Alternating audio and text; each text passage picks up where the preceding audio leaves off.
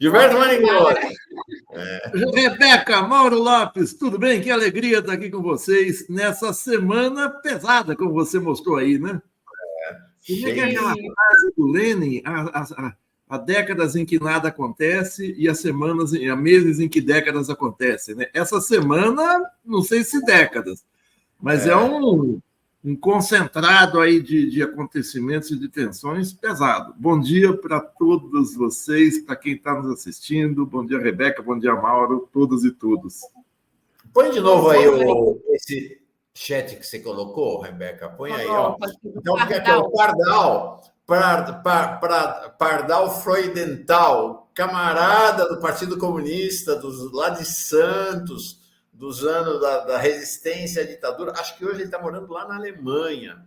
Encontramos-nos no aniversário dele, Frei Chico estava lá, uma figura histórica aí da luta do povo brasileiro. Uma alegria ter o Pardal aqui e ele chamando a atenção para que o artista é a antena da raça.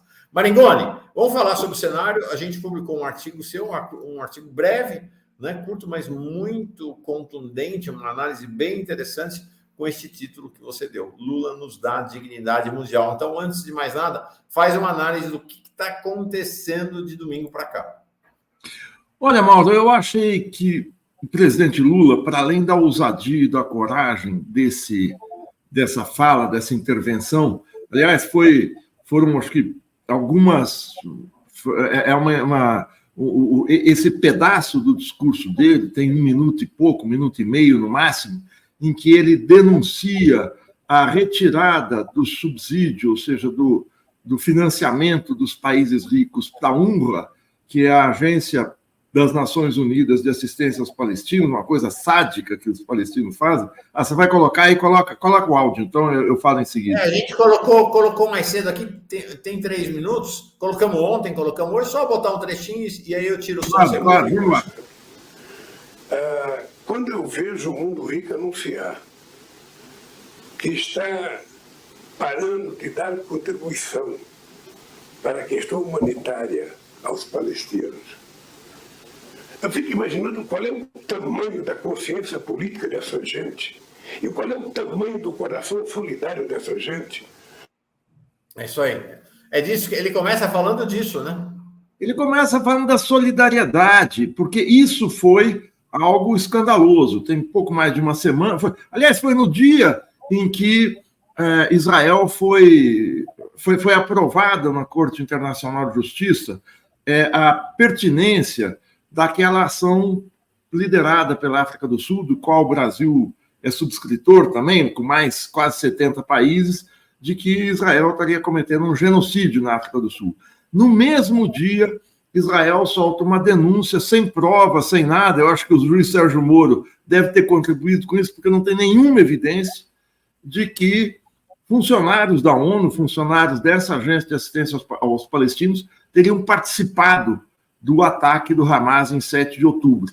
E a partir disso, a partir dessa denúncia de Israel, que não tem apuração nenhuma até agora, os Estados Unidos e vários países da Europa Ocidental, a França, a Inglaterra, a Itália e tal, decidem retirar o financiamento a essa agência. E isso vai ser assim, quer dizer, o fornecimento de alimentos, de víveres, de remédios à população de Gaza vai baixar a zero, quer dizer, aumenta o genocídio. E o Lula se volta contra isso. E diz ainda que o Brasil vai colocar mais dinheiro na agência.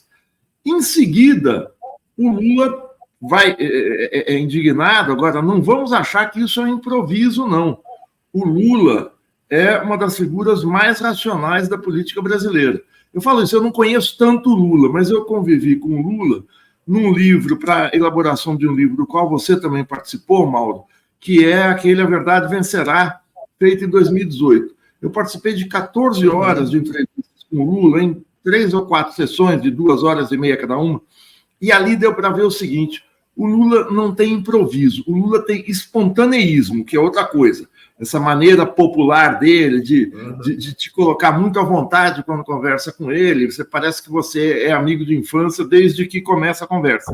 Mas ele é muito racional. Tudo que ele fala é pensado muito antes. E, em geral, é pensado e conversado com muita gente. Então, o que ele fala é profundamente racional. Ele faz uma comparação com o Holocausto O Holocausto, não. Ele fala, isso só é comparável ao período que Hitler mandou matar os judeus. É isso que ele fala, ele não fala do Holocausto. Ele fala dessa maneira. E isso explodiu como um torpedo. Não quero fazer analogia com guerra aqui. E muita gente fala, não, mas o Lula devia ter sido mais cuidadoso, poderia ter falado da escalada israelense, da violência injustificada e tal. O Lula já vem falando da violência, já vem falando da desproporcionalidade dos ataques. Quando ele coloca... E nada aconteceu. Quando ele coloca essa imagem, quando ele sobe o tom, cai o mundo. Cai o mundo na mídia brasileira, nas figuras da extrema-direita brasileira e no governo de Israel. Ponto. Parou por aí. Não tem nenhuma repercussão. O mundo não está chocado com o que o Lula falou. Ao contrário, várias pessoas secundam. Eu vi agora de manhã, na coluna do Noblar, que a atriz britânica americana Susan Sarandon reproduz isso, acho que no Twitter ou não. Reproduziu vários, né? E várias personalidades do mundo, até associações judaicas pela democracia. Agora, o que o Lula fez foi dar uma mexida na conjuntura mundial, porque isso a imprensa global reproduziu, o New York Times, o Guardian, eu não vi o Le Monde, mas isso tem um efeito prático muito forte, que é o seguinte, o Lula falou numa época precisa, e essa racionalidade do Lula. Ele não só fala quando ele está saindo, numa entrevista coletiva, saindo da cúpula dos países árabes. Claro, ele está num ambiente que se coloca contra Israel, mas ele fala poucos dias antes da planejada ação de Israel, da ação militar, para invadir, para atacar, para destroçar a cidade de Rafah, no sul da faixa de Gaza, próximo à fronteira do Egito. Isso estava planejado, não tinha um dia marcado, pelo menos eu procurei na imprensa, não vi, estava marcado para os próximos dias, ou seja, para essa semana. Pois bem, eu começo a ler que ainda o que Israel não adiou, porque eles jamais vão falar isso, mas que está programado para as próximas semanas e tal. É possível que isso tenha tido um efeito de dar uma brecada nessa ofensiva. Tanto que ontem, final do dia, nos Estados Unidos, os Estados Unidos anunciam que vão apresentar uma resolução para o Conselho de Segurança exigindo um cessar-fogo. Então, já tem um efeito, que eu não sei se é direto do Lula, mas está se criando um ambiente para deter a fúria assassina do Estado sionista. Então, eu acho que o Lula foi perfeito. Às vezes é preciso dar um chacoalhão, dar um tranco. O que a reação de Israel, a gente sabe, a grosseria do Israel Katz, que é o ministro das Relações Exteriores de Israel, diante do embaixador brasileiro, ou seja, ele não chama o embaixador brasileiro para a chancelaria, para o Ministério das Relações Exteriores, para uma conversa entre quatro paredes. Não, ele monta um espetáculo num lugar simbólico, como você já deve ter comentado aqui, que é o Museu do Holocausto, e dá uma entrevista em hebraico, que o embaixador não fala. Então, o embaixador está ali com uma cara espantada, ele não sabe o que o chanceler está dizendo, e só depois fica sabendo que ele foi vítima de um circo armado por Israel. Até o Bernardo Melo Franco, ontem no Globo, levanta um detalhe da foto, que o chanceler, olha ali, dá para ver ali perto da gravata, ele está com um microfone de lapela. Ou seja, foi tudo armado. Hã? Tudo armado. Tudo armado, ou seja, ele foi preparado para fazer um show. Ele está gravando essas cenas por ele, pelos meios oficiais de Israel. E olha a cara do embaixador. Muitas vezes as pessoas falam, mas o que ele está fazendo ali? Por que ele não saiu e xingou? Porque ele não sabe o que o embaixador está falando. Então, ele foi submetido a uma humilhação, assim, que o Lula fez muito bem em chamar o embaixador de volta. E eu acho que o passo aí é a questão com o governo. Deveria ser o rompimento de relações. Não sei se isso vai acontecer. Maringoni, interessante, ainda sobre essa questão, eu falei ontem aqui, não tem precedentes na diplomacia mundial isso que foi feito lá em Israel. É relativamente usual, mas só em situações de crise, que o embaixador de um país seja chamado pelo governo do país onde ele está sediado, se o governo considera que o seu governo, o governo do outro país, fez um ato inadequado, fez uma agressão e tal. Então, ele é chamado para uma reprimenda, para uma conversa, para uma advertência. Mas não existe na tradição diplomática isso ser feito num evento público. Isso é feito na chancelaria, é feito sempre numa reunião privada no Ministério das Relações Exteriores do país, como aconteceu aqui no Brasil ontem. Esse nazi-fascista aí, esse nazi-sionista do embaixador de Israel aqui no Brasil, o Davi Sonshine, apesar de ser defendido o tempo inteiro lá pelo Michel German, foi chamado ontem pelo Mauro Vieira no Palácio Itamaraty, lá no Rio de Janeiro, por conta, vai ter a reunião do G20, numa reunião privada. Não existe, nunca vi, não tem precedentes. Né? Submeter, de fato, a uma humilhação pública.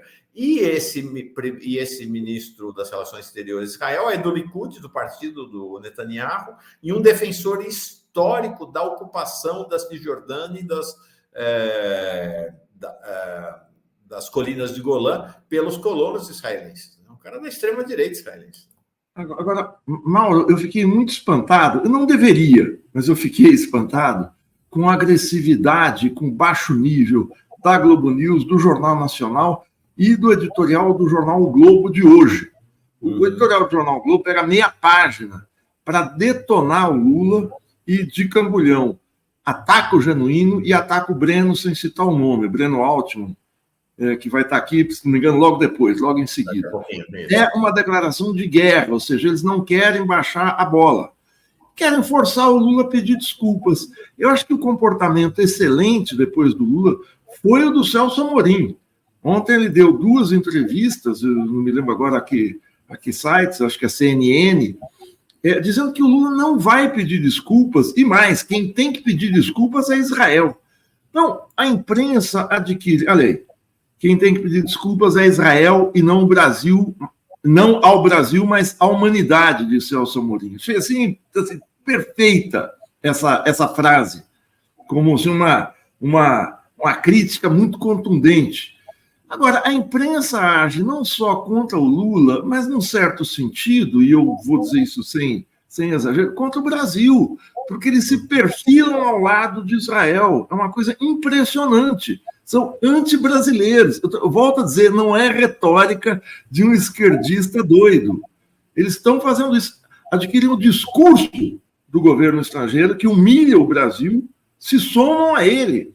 Eu vejo aquela figura patética do Demetrio Magnoli, que você e eu conhecemos aí de 4 décadas, que era um esquerdista radical, e agora é porta-voz da extrema-direita internacional. Então, eu fico muito espantado, não deveria, mas não deveria porque eu já sou um pouco rodado como você, não tanto quanto a Rebeca, porque quando a gente fala muito rodado, a gente denuncia idade, né?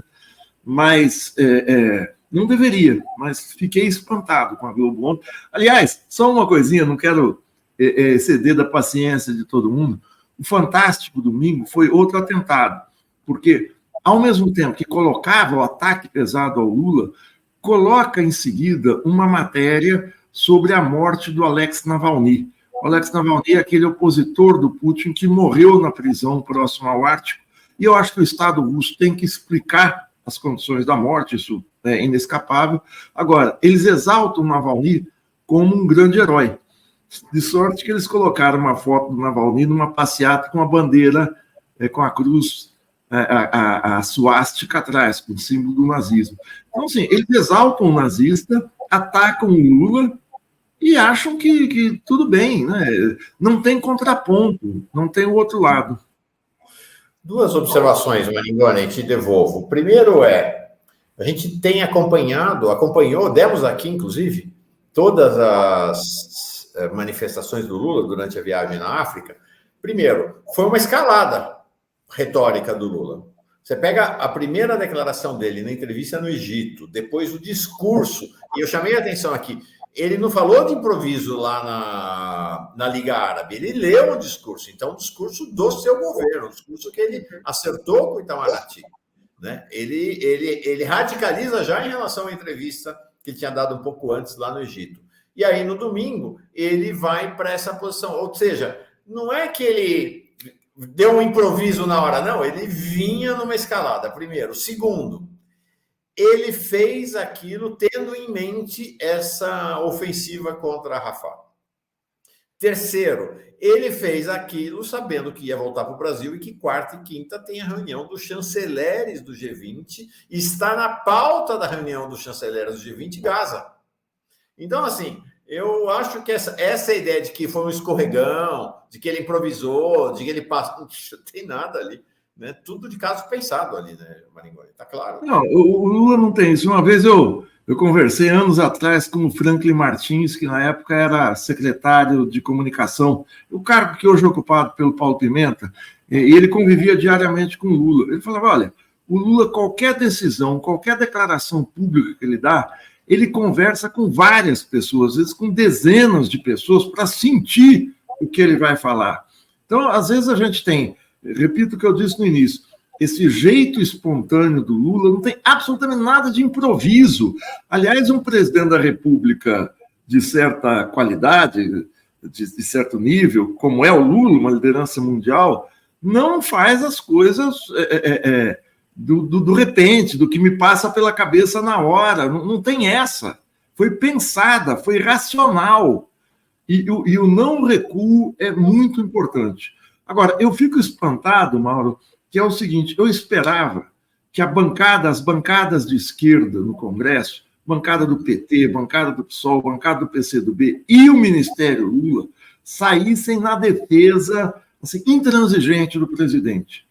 E eu vi poucas manifestações, com destaque para as mulheres. Eu vi a Gleice Hoffmann, a Sâmia Bonfim, a Jandira Fegali, a Cida Gonçalves, posso estar escapando alguma, em seguida o Paulo Teixeira, o Paulo Pimenta, eu não me lembro, Fufuca. O Fufuca teve uma dignidade impressionante, que outros ministros não tiveram. E, no Jornal Nacional, com muita ênfase, o vice-presidente Geraldo Alckmin. Agora, eu não vi aqueles ministros que o Lula tem como mais próximos a si, que foram os primeiros a ser nomeados uma semana depois da eleição, de 30 de outubro de 2022, que são, pela ordem, o Rui Costa, chefe da Casa Civil, Fernando Haddad, ministro da Fazenda, o José Múcio, ministro da Defesa, o Flávio Dino está saindo, nem poderia, e tem um quinto, era o... Já eu lembro aqui, são 5 ministros, o Mauro Vieira. O Mauro Vieira saiu, está aí agindo, está aí articulando, tal, Itamaraty, quem chamou o ministro de Israel. Agora, o Fernando Haddad, cadê? O ministro... Então, todos esses que você mencionou, todos esses, mais o Jacques Wagner e o Randolph, acharam que era mais importante prestar condolências à família do Abílio Diniz nos seus perfis no Twitter do que sair em defesa do presidente Lula. Todos eles. Eu acho que tem que prestar condolências a uma figura importante quando morre, assim como o Padilha prestou homenagens aos 70 anos do Dr. Sócrates, que faria ontem. Mas o Padilha ontem teve um comportamento razoável, assim, eu achei que foi bom, ele podia ser mais enfático no Roda Viva. Né? Ele tenta pôr panos quentes, aquele jeito do Padilha, mas foi assim, ele assumiu a defesa do presidente Lula. Sejamos aí honestos nessa questão, mas o ministro de Direitos Humanos, a questão de Gaza é uma crise humanitária brutal. O ministro de Direitos Humanos não se manifesta.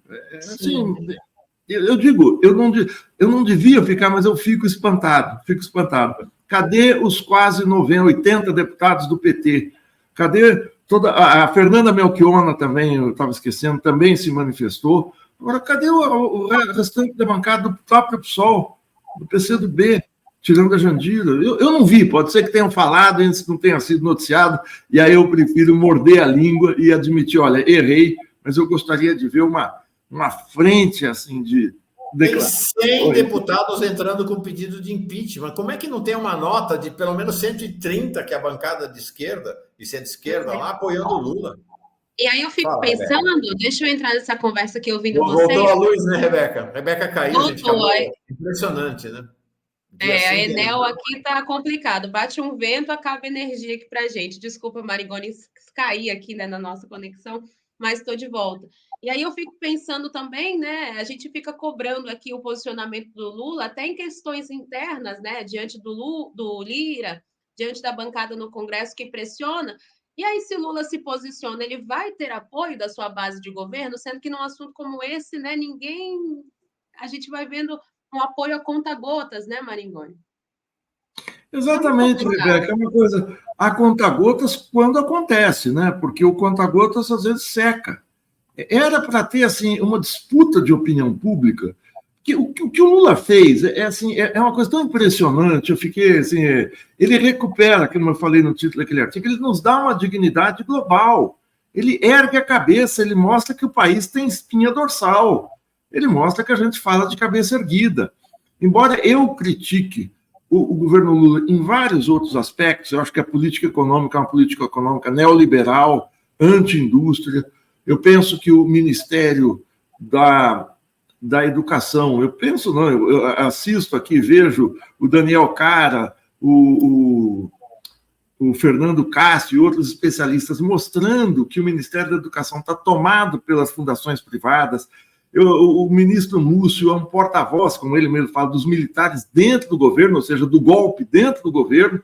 Então, esses são pontos negativos do governo. Mas o Lula levantou a cabeça aqui e falou, olha, aqui tem governo, o Brasil tem comando. Ele se coloca como estadista global e ninguém defende. Quando é para dizer que vai ter cortes, que vamos ter contração de orçamento, vários ministros falam, nós temos responsabilidade fiscal, nós vamos fazer o déficit zero,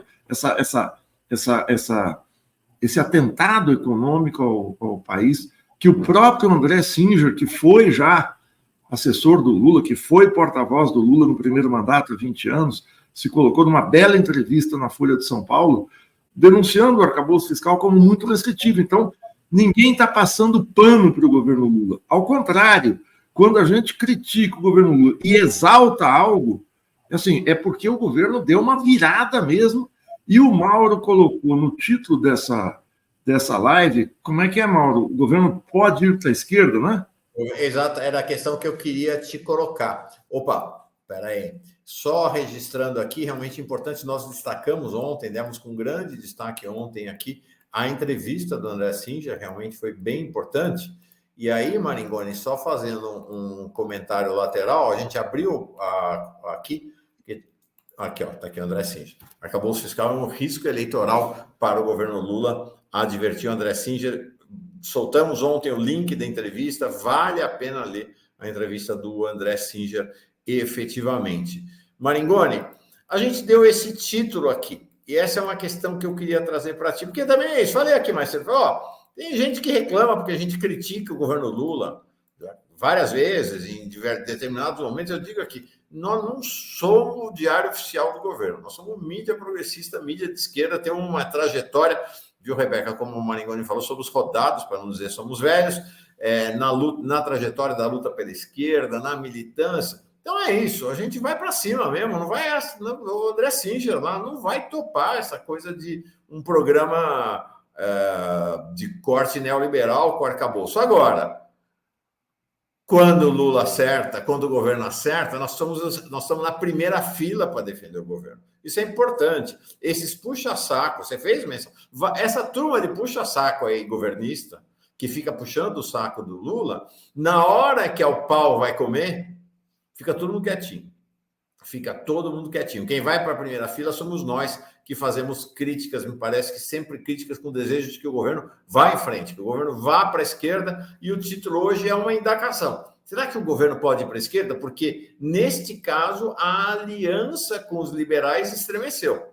Porque os ataques que a Globo, os ataques que esses parlamentares aí, os fascistas sempre fizeram, né? Mas alguns parlamentares de centro-direita estão fazendo ao Lula são muito fortes. Será que isso aí não abala também a aliança mais ampla em relação ao tema da governabilidade? Olha, Mauro, a gente falava sempre, quando o Lula estava montando a sua campanha eleitoral, que a frente do Lula ia até o Alckmin e depois do primeiro turno da eleição foi até a Simone Tebet. Muita gente reclamava, não, com o Alckmin como? Do PSDB, é a direita, olha o que ele fez na educação, na merenda e tal. Pois o Alckmin está demonstrando ser o melhor ministro da Esplanada. Eu posso discordar do Alckmin em vários pontos, mas ele é extremamente leal, honesto, claro e construtivo. Ele tenta fazer um projeto de recuperação industrial contra as diretrizes do Fernando Haddad, que minimizou esse projeto.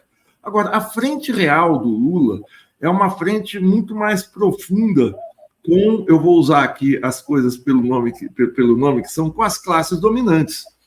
O Lula tem um acordo informal, e isso vai ficando cada vez mais claro. Eu não tenho provas, mas eu tenho convicções, como diria o Moro, mas aqui é real, que é o seguinte: o Lula fez um acordo com a Globo durante a campanha. O Bolsonaro tornou os negócios para a turma da banca, para a turma da Faria Lima, para a turma da indústria, inviáveis. O investimento no Brasil caiu. O Brasil perdia credibilidade global, não só por conta da pandemia, da questão desastrosa, mas dos arroubos do governo. E aí houve uma divisão nesse setor financeiro. A gente pode se lembrar, em julho de 2022, foi lançado um manifesto na Faculdade de Direito Largo de São Francisco, um lugar muito simbólico na luta pela democracia. Acho que não só em São Paulo, a Rebeca sabe disso, mas você que está em Brasília, não sei como que repercute. É um símbolo da luta pela democracia. Porque, seja no Estado Novo, nos anos 30, seja durante a ditadura, nos anos 70, aquilo foi palco de várias manifestações. Em 1977, o jurista era professor da Faculdade de Direito, Gofredo da Silva Teles, lançou um documento que teve imensa repercussão à época, que era a Carta aos Brasileiros, exigindo liberdades democráticas. Pois em julho de 22 foi lançado um novo documento com o mesmo título, Carta aos Brasileiros, lançado no mesmo pátio da Faculdade de Direito e assinado por nomes pesos pesados do PIB, não apoiando Lula, mas exigindo eleições limpas, democráticas e a manutenção do processo democrático. Claro, ali era uma inflexão de um setor do empresariado em favor do Lula. 2 meses depois, em setembro, 4 nomes de ponta do mercado financeiro que haviam sido ministro do Fernando Henrique, que é o Pedro Malan, o Edmar Baixa, que aliás não foi ministro, mas o Edmar Baixa, que é o mentor desse setor neoliberal dos economistas brasileiros, o Pércio Arida e o Armínio Fraga, apoiando o Lula. Isso mostrou que a Faria Lima se dividia e uma parte ia apoiar o Lula. Houve um acordo com a Faria Lima, e o André Singer fala isso muito claramente na entrevista. O arcabouço fiscal foi feito para a burguesia, para essa burguesia financeira. Foi feito um acordo com os militares. Não vai haver transição de governo, eu coloco o Múcio que não vai incomodar vocês. Foi feito um acordo com a Globo.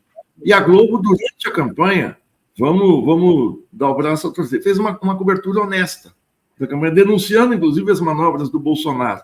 E foi feito um acordo com as fundações empresariais que estão no Ministério da Educação. Quando o Lula faz esse pronunciamento, ele está dando um sinal. Olha, a frente que nós fizemos tem limites. O Lula ultrapassou, o Dantanail usa a expressão ultrapassou a linha vermelha, que é o que se fala em diplomacia, muitas vezes, mas o Lula, de fato, ele fura um acordo.